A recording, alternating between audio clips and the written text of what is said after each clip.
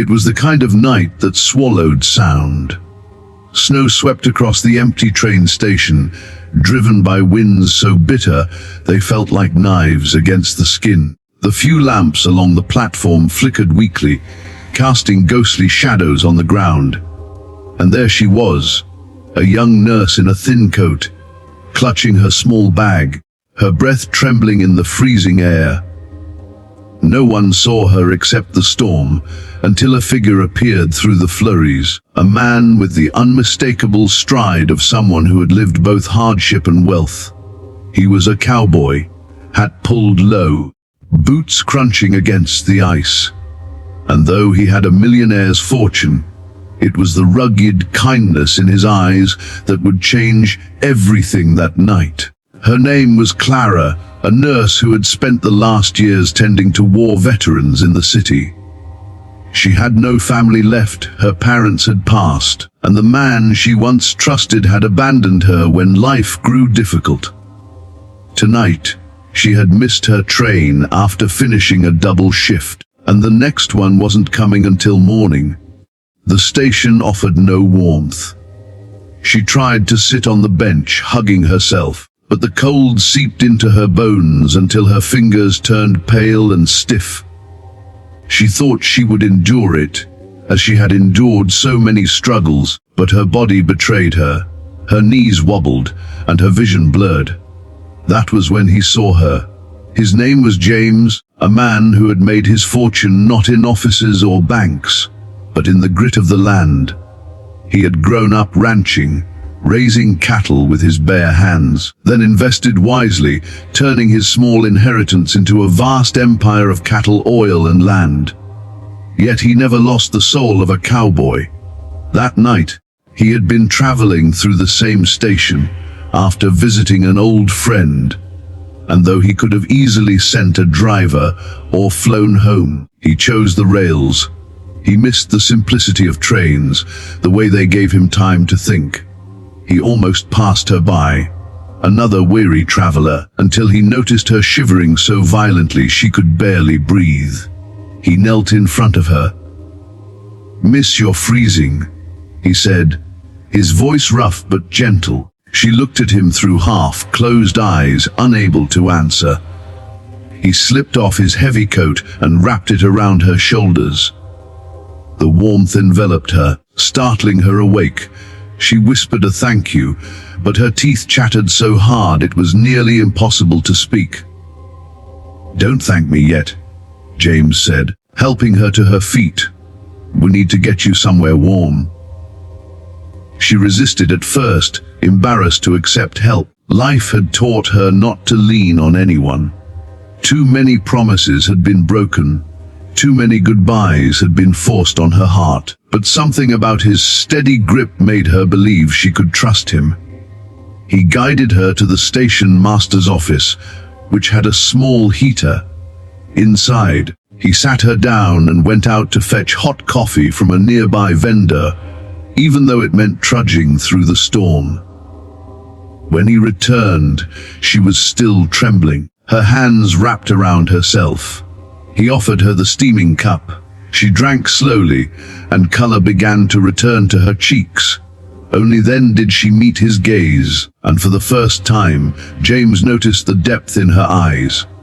They carried both exhaustion and a strength he rarely saw in anyone. She was not just a woman stranded in the cold.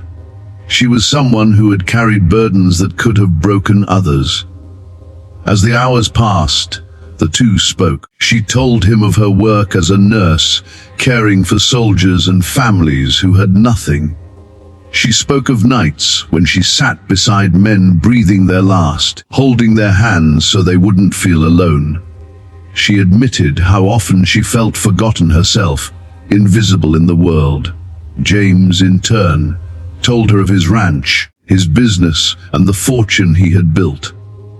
But he confessed something too, that wealth often felt hollow. The more he gained, the lonelier his nights became. People saw his money, his land, his cattle, but not the man who still loved riding at dawn, not the cowboy who longed for someone to sit beside him at the fire. The storm outside raged until morning, but inside that little station office, two lives began to intertwine. By the time the trains resumed, Clara's hands had stopped trembling, and James knew he couldn't just let her walk away. He offered to take her home, but she refused politely, explaining she had rented a small room nearby. Respecting her independence, he didn't insist. Instead, he left her with his card, saying softly, "If you ever need a friend, or anything, call me." Days passed. Clara went back to her endless shifts, thinking of him more than she wished. She assumed men like James forgot women like her. But she was wrong. James appeared at the hospital one evening, standing in the doorway of the ward with flowers. Not for her alone, but for all the nurses. He watched Clara's tired face light up as she distributed them to her colleagues.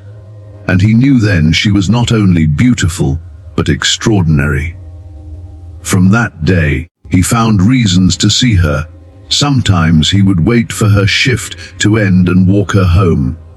Other times he invited her to the ranch, where she discovered the wide fields, the horses, the stars that seemed to burn brighter away from the city. She laughed again, truly laughed, when his children from his late wife showed her the mischief of ranch life. James had been raising them alone, his fortune unable to fill the gaps of a mother's love. Clara, with her gentle heart, stepped into their lives as if she had always belonged. Yet challenges came. Clara worried she wasn't enough for him, that she had nothing to offer a man of wealth. And whispers arose in society, accusing her of seeking his fortune. But James silenced them not with words, but with devotion. He stood beside her in public, never letting doubt cloud his loyalty. Clara, in return, showed the world that love wasn't about riches, but about giving. Whether in a cold station at midnight or in a ranch kitchen filled with children's laughter, their love grew so deeply that when they married, people from across the country attended. Newspapers printed their story, calling it the love that shocked history. Not because a millionaire had wed a nurse, but because their union proved something timeless, that the greatest wealth is found not in land, not in cattle, not in gold, but in the heart of someone who stays beside you when the nights are cold.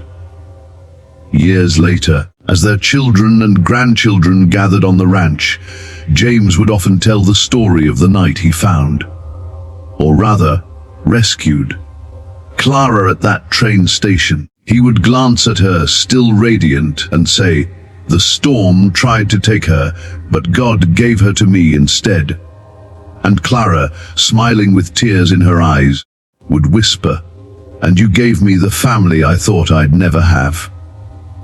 Their story lived on not just in headlines, but in the hearts of everyone who believed love could still be found in the most unexpected places, even on a freezing night at an empty train station. And for those who heard it, one message remained clear: wealth may open doors, but it is love, kindness, and courage that make history worth remembering.